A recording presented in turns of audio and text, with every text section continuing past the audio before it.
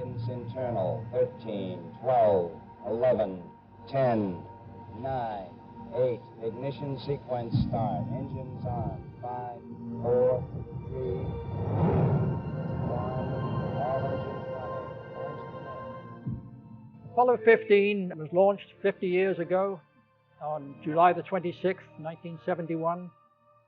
It was a relatively big step from the previous 3 missions.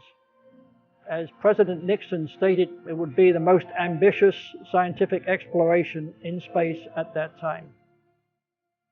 The 3 astronauts were Commander David Scott, Command Module Pilot Al Worden, and Lunar Module Pilot Jim Irwin.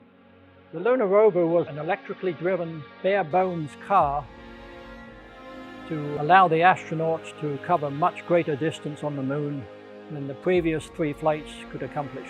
This is really a rock and roll ride, isn't it? Never been on a ride like this before. Oh boy.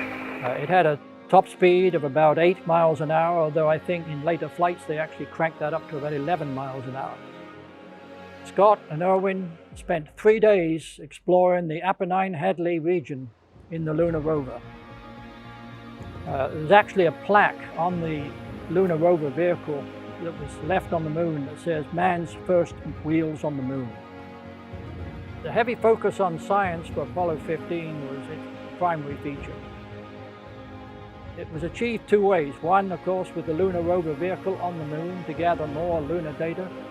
And secondly, the command service module carried a sim bay of scientific instruments that allowed Al Worden to gather many photographs and much data as he circled the moon for his 3 days in orbit. One of the interesting experiments that Scott performed on the moon was to demonstrate Galileo's theory that 2 objects will always drop at the same rate in an airless environment. For our Falcon, and I'll drop the 2 of them here, and hopefully they'll hit the ground at the same time. How about that? Scott and Irwin, while they were doing their lunar rock studies on the moon, came across a single rock that was determined to be over 4 billion years old. It was called the Genesis Rock. Scott and Irwin spent over 18 hours on the moon, the longest time of any of the Apollo missions at that time, and gathered 170 pounds of lunar material to bring back. They also set out the Apollo Lunar Experiments package. In a private moment, Commander David Scott laid a small aluminum statue of an astronaut on the moon to memorialize the 14 astronauts that had died in the US and Soviet programs. The lunar rover had a TV camera on it, and for the first time we were privileged to see the ascent stage take off from the moon.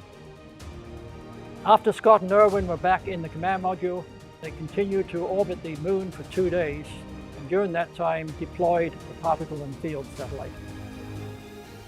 During the flight back to Earth, one of the most important tasks required of the crew was for Al Worden to EVA from the command module and capture the cassettes that recorded all the data that he'd accumulated during his orbits of the moon.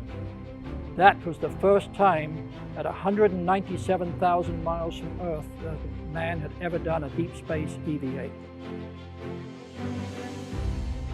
During re-entry, the burning reaction control system fuel burned through the risers of one of the chutes, and that chute streamed and effectively became about 1/5 of its normal capacity. Apollo 15 landed on 2 chutes.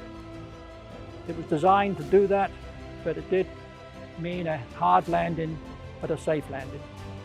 Apollo 15 broke several records. The first use of the lunar rover, the first deep space walk by Al Worden, the heaviest payload in lunar orbit at 107,000 pounds, and the longest crewed lunar mission of 295 hours. Apollo 15 achieved all of its objectives and accumulated a wealth of scientific information.